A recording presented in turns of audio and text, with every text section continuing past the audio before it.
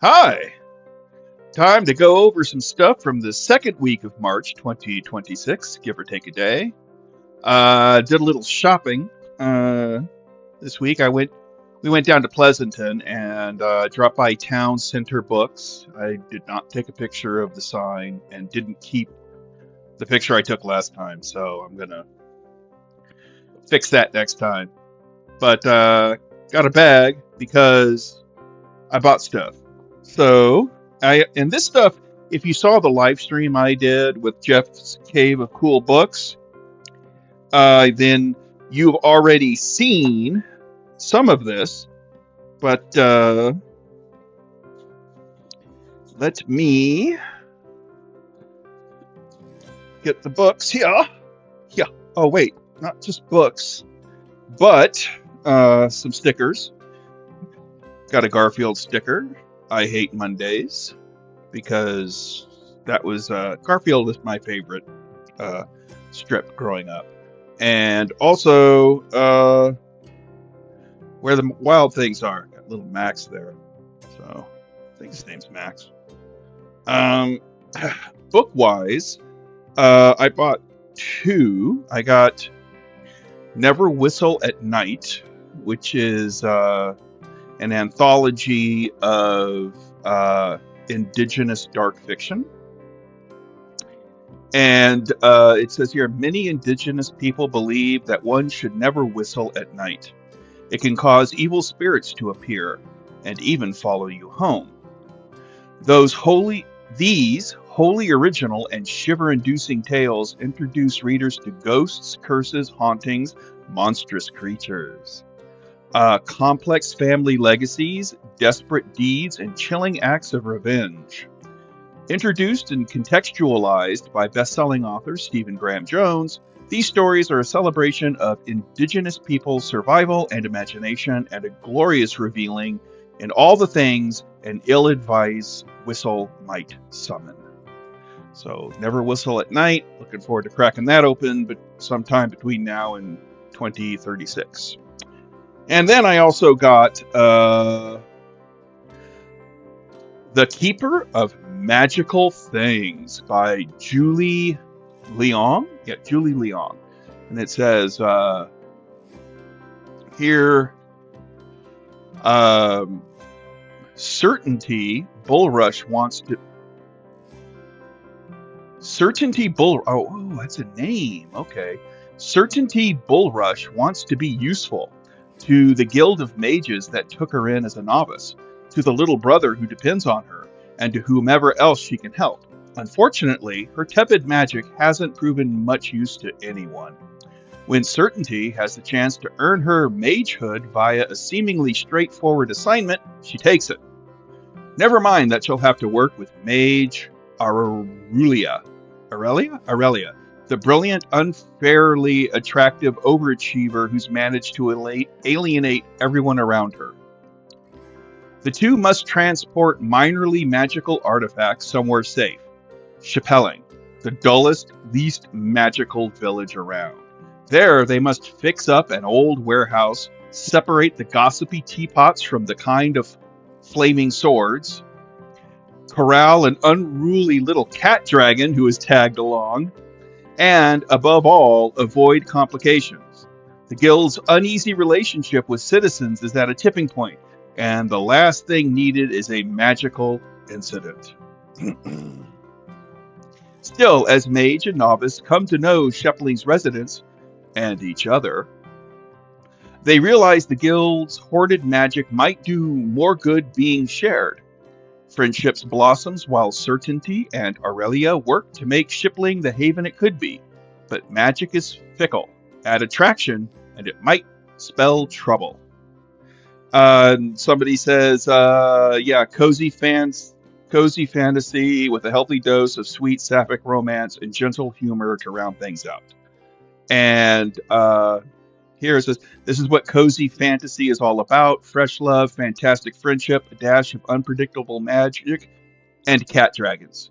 And that's basically what got my attention was that, look, you got a cat dragon up there, and it's got a cat dragon. Everything's awesome with a cat. And a cat that's a dragon, well, that's even better. So I'm going to read this. I have been known to indulge and enjoy in the occasional romance novel. So nanny nanny boo boo, stick your head in doo doo. Yes, I'm a grown man. Also, I went to Berkshire Books. Again, didn't take a picture of the sign or any pictures of video on the inside, but next time I do hauls or something, I'll try to remember to do that. But I was kind of busy. But I got 3 books there. I wanted to go support the local bookstore. First up, now I mentioned this in the live stream with Jeff and the others that I had I had started or have been thinking about um,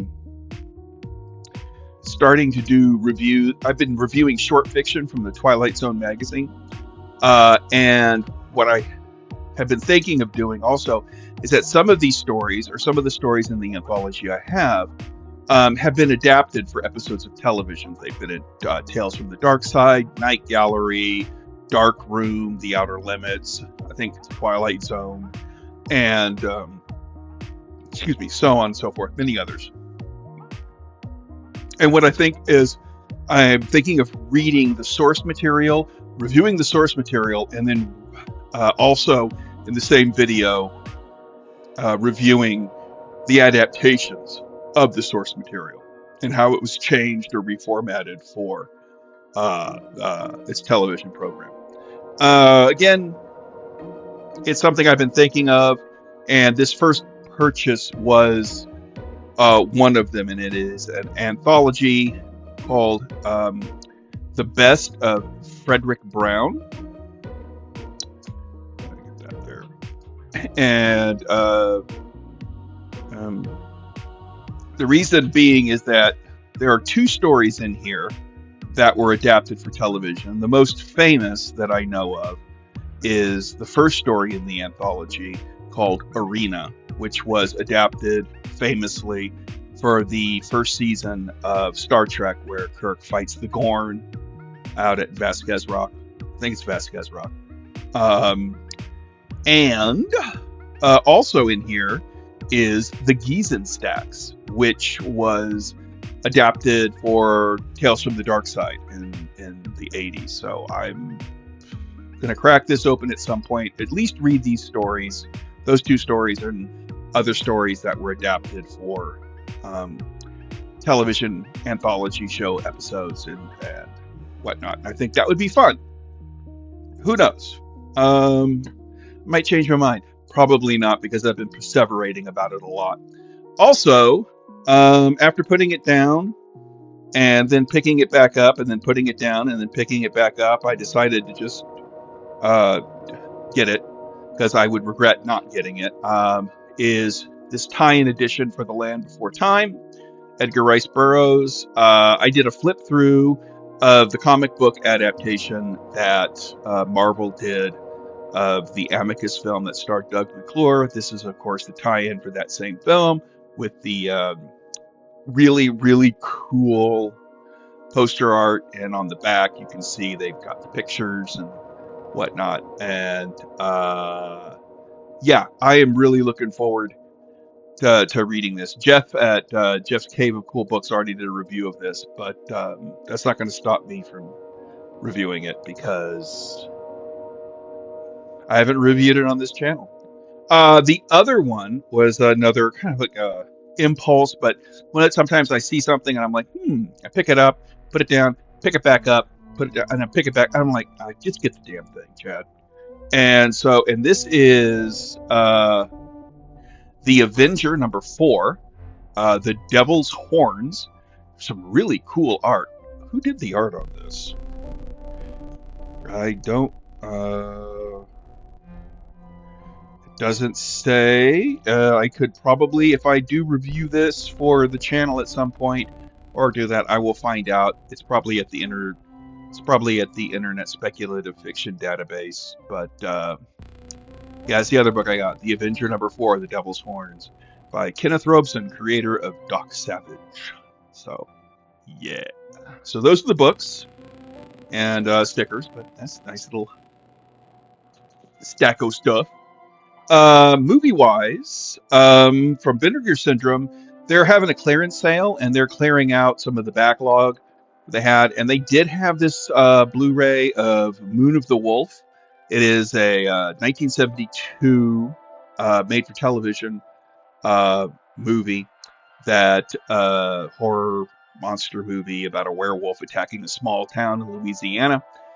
David Jansen, famous for The Fugitive, and Harry O, plays the sheriff in charge of the case. Bradford Dillman is there as like one of the wealthy landowner, or the descendants of the people that founded the town. So he's the blue blood of the town. Barbara Rush plays the love interest for Jansen's character and is the sister of Dillman's character. Also popping up in this are character actors Royal Dano and John Chandler, who I best recognized from Adventures in Babysitting, but he was also in The Outlaw Josie Wales. He was the gunslinger, the white dressed gunslinger, or the gunslinger that came in and had to leave and then came back because he couldn't walk away from facing down Josie Wales. But this is a really good. Daniel Petrie, who's a veteran director, did it, and I did not know that this was based off a book by Leslie Whitten. But the second I found out about it, I ordered it. So it's coming in the mail, but it's not being listed here because I haven't gotten it. I don't list purchases really until I actually have the thing, but that's coming down the pike. There's also something else that features Bradford Dillman that is coming down the pike um, as well, but more on that next week. Um, and I watched this, but the review's coming up. Reading wise, I cracked open The Rebirths of Tao, Wesley Chu's conclusion to his Tao trilogy. I'm only at page 38 of like some 500 page book. So I, depending on how readable it is, I might finish it by next week. There's also short stories I want to be reading and whatnot. And I didn't get around to Vampirella issue number 23, so hopefully that'll pop up next week. Review that one. But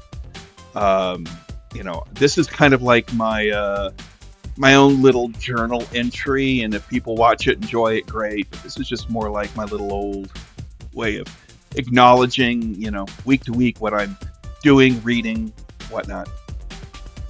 So speaking of that, let's go to viewing. I watched 2 films this past week. One out of the Doctor Who set. It was Doctor Who and the Daleks. Putting up the poster there. And this was the first of 2 color feature films adapted from Terry Nation's scripted Doctor Who serials that featured Peter Cushing as a gentle, genteel, and gloriously goofy Doctor Who. He was a hoot to see in the role. He is human in this. As I said in the live stream, and I learned because of the Severin podcast, another thing, that these were written at a time before a lot of the lore about Doctor Who had actually been created. So they're great, like alternate history or alternate stories. Also great was Roy Castle as the gangly, bumbling, and thus overtly comedic part of the adventuring team. I also thought it was cool, which is why I'm wearing this shirt, because both Cushing and Castle had either just worked or were about to work on Dr. Terror's House of Horrors, which was also written by Milton Subotsky, but was being directed by Freddie Francis. And there, of course, you have Cushing, and I'll stand up a bit here, and right there you have Roy Castle. Right there, I think he played the the jazz musician that angers the gods of voodoo by using their music inappropriately for one of his shows. But in here, he plays the the love interest of Jenny Linden's character of Barbara, who is way underused in this, it seems. Getting a lot better screen time. Screen time is Roberta Tovey as Susan, the granddaughter, who's actually the youngest of the team, and she gets some real moments to shine in this. The budgetary limitations are quite noticeable, and the design of the human-like aliens, the Thal, was a little on the distracting and kind of like really aggressively 60s. They actually look as if they were preparing to put on a drag show just before the Daleks attacked them. So, yeah. And so they really, I think Milt Subutsky in an interview that's included on the disc says he really didn't like the design of the Thal, but it is period appropriate. I mean, they had people made up like that on Star Trek, which was being made at the exact same time. So it's just something of the period. Other than that, I could say that this really none of this really detracted from the sweet, colorful Saturday morning cartoon feel of the show or the movie. It's very much a kids movie, and it's very much just meant to be a pleasant little romp. Nothing heavy, nothing dark and dour. This is a welcome addition to my collection of movies and TV shows.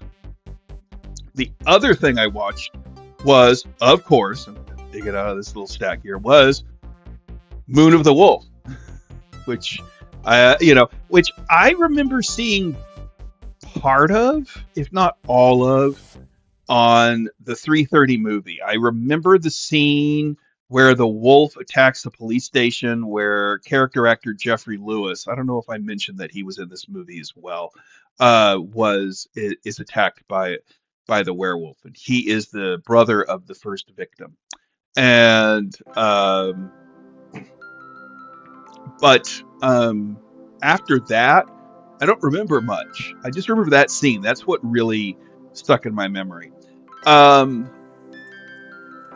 The flaws on this film are primarily budgetary and time. The director got all the necessary coverage for everything. Some of the special effects are less than stellar, but it was shot in less than 3 weeks in Louisiana for television. But it's got a nice tight script, and everybody comports themselves well. There's a couple of really standout scenes, and there is a certain charm in seeing an old school Larry Talbot werewolf that is slightly better than the werewolf in the Kolchak, the Night Stalker episode that would air about 2 years later on ABC. They would, but yeah, this is a guy in his street clothes that's wolfed out with claws, but just like Larry Talbot is wearing clothes and wolfed out with claws in the old Universal. So it's very much in that style, and was, for the most part, very entertaining and enjoyable, and I would watch it again just to see Jansen and Rush in their dialogue scenes together. They're really sweet, and there's some really fun werewolf action in it. So all in all, while it's nothing classic like Don't Be Afraid of the Dark or Trilogy of Terror or even Dark Night of the Scarecrow or Satan's Triangle, the kinds that really scared people bad, or really freaked them out. This was an entertaining kind of like an episode of Night Gallery. It's above average for its type, and it was really well done. And I recommend it unreservedly. If you get a chance to watch it, please do so. All right, now it's time to get into the Wayback Machine and go through some vintage newspaper ads and see what was happening back in the day. Our first stop, because it's going to be the work week of March 9th through Monday, March 9th through to Friday the 13th. We're going to start on March 9th, 1977. And Demon, which was an alternately titled God Told Me To, opened in San Francisco Bay Area theaters and drive-ins. Which is why this ad sports praise blurbs from the local Creature Features host at the time, Bob Wilkins, and future Creature Features host and current San Francisco Chronicle film critic and journalist at the time, John Stanley. While I think The Stuff might be my favorite Larry Cohen movies, apologies to both Q the Winged Serpent and It's Alive, it is God Told Me To that gets my vote for his absolute best. Although it is sporting this alternative title of Demon here.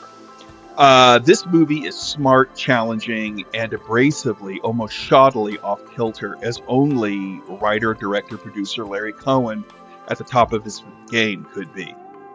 A series of mass killing events are plaguing New York City.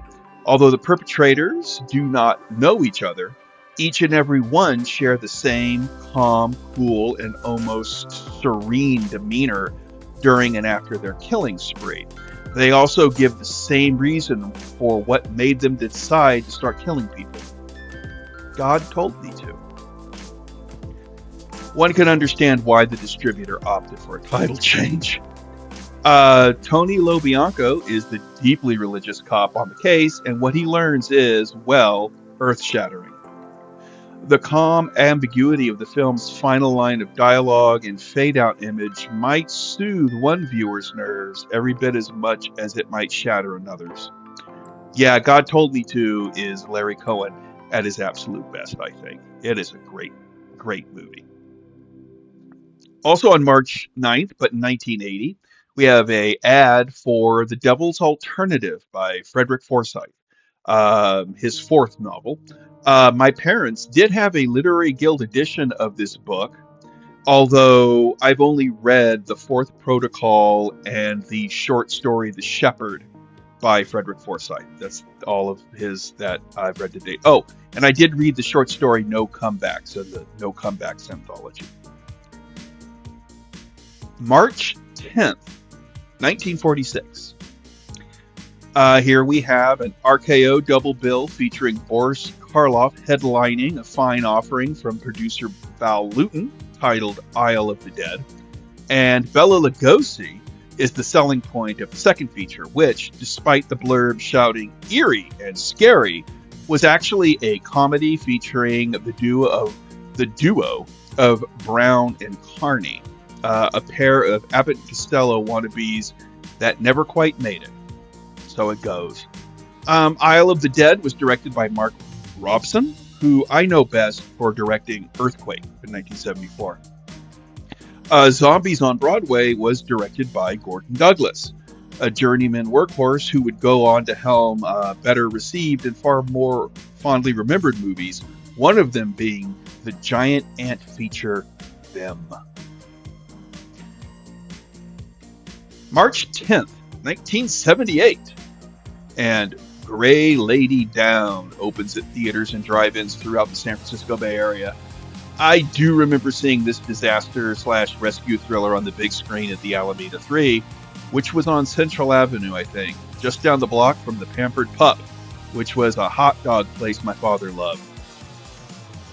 At the time, the most recognizable faces to me in the movie were star Charlton Heston and supporting actor Ned Beatty.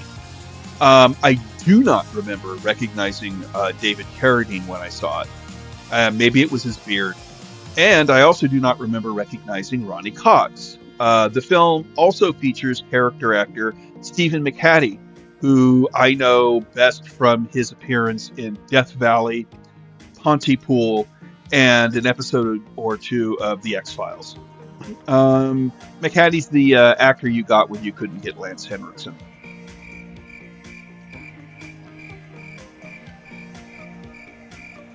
March 11th, 1982, and The Beast Within starts tomorrow.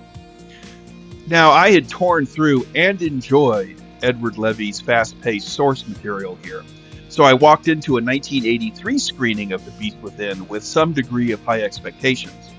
I also knew and recognized actor-turned-Poe scholar Paul Clemens from his reoccurring role on Quincy M.E., where he effectively, at least as I recall it, played a young man that suffered from the misunderstood and misrepresented condition known as Tourette's syndrome, something that just so happens to have captured the attention of both online discourse and inevitably outrage clickbait for reasons that have nothing to do with the condition and everything to do with spectacle and racism. Actor turned screenwriter Tom Holland, who would go on to pen the better than it has any right to be Psycho 2, as well as write and direct Fright Night, among others, struggled to craft a coherent and understandable cinematic storyline from Levy's multiple viewpoint and multi-generation novel. It almost works, and might have worked if the director, Philip Mora, had handled the material with a more serious attitude and far less tongue-in-cheek contempt. But I did know who Ronny Cox was by this point in the movie. Although it does fall short of being impactful as a straight horror film, it still has an energetic and atmospheric vibe that will keep the more forgiving viewers entertained and somewhat engaged. It also has a terrific score by the late, great Les Baxter. Repeat that there. March 11th, 1970, the sexploitation corporate espionage flick The Minx opens. I have seen this, and you're not missing anything, really. But I did learn during my research that star Robert Rodan played the character of Adam in 78 episodes of Dark Shadows, which were airing at the time of this film's release. The other thing that I noted was that it was presented by Lee Hessel, who would also present George A. Romero's The Crazies, or codenamed Trixie, which is a better film and worth seeing more so than this one. March 12th, 1981, and The Funhouse starts tomorrow. My memory of this film is that it seemed to take forever and a day to reach theaters and drive-ins near me. Even then, I failed in seeing it on the big screen because by that time I had read the novelization by Owen West, who was actually Dean Koontz, which I had not cared all that much for. It turns out that Koontz himself had not cared for it either, and had taken some real liberties with the script in regards to backstory and motivation and so on and so forth. This would also be the only novelization that Koontz would ever write. The film itself is not all that bad, really. Tobe Hooper's oh-so-unique brand of Southern fried insanity pulses in just about every other frame, and despite some effective moments of outlandish and over-the-top theatrical bombast, this movie really works in its quieter, creepier moments, of which there are surprisingly quite a few.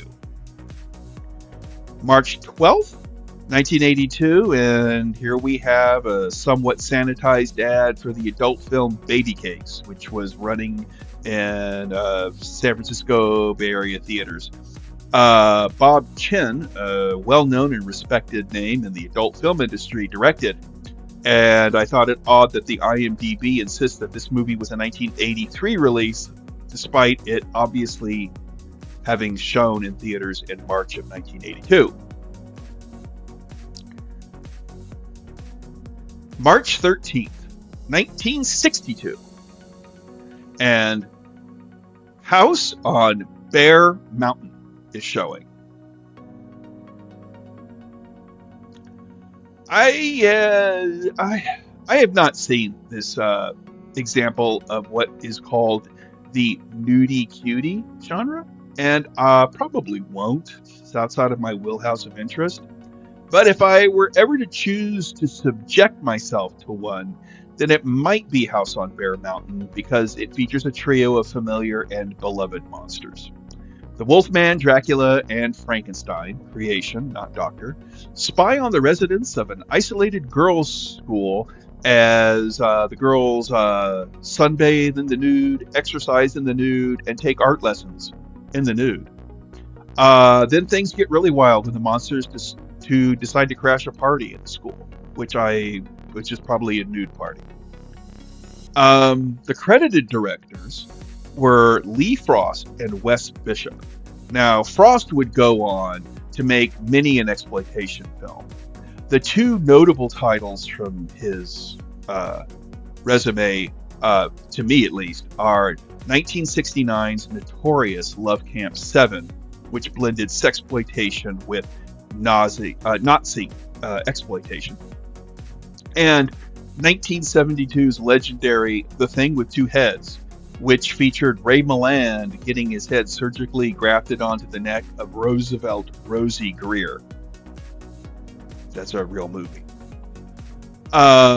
Bishop, Wes Bishop, looks to have worked more as an actor, and he even appeared in something I saw on the big screen. Evidently, he played Deputy Dave, whoever that was, in 1975's Race with the Devil, which is a great flick if you haven't seen it. Also on March 13th, 1981, Cheaper to Keeper opened. And this newspaper ad featuring Mac Davis getting his shirt ripped open or off is the only thing about it that I really remember, other than the film's title, of course. I think it was based off a hit song. I'm not too sure.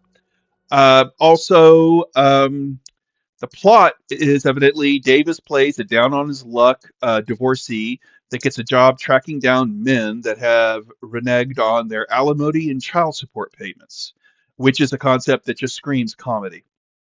This was one of Gene Siskel's choices for the Dog of the Week segment on their sneak preview programs back when he and Roger Ebert were still on PBS.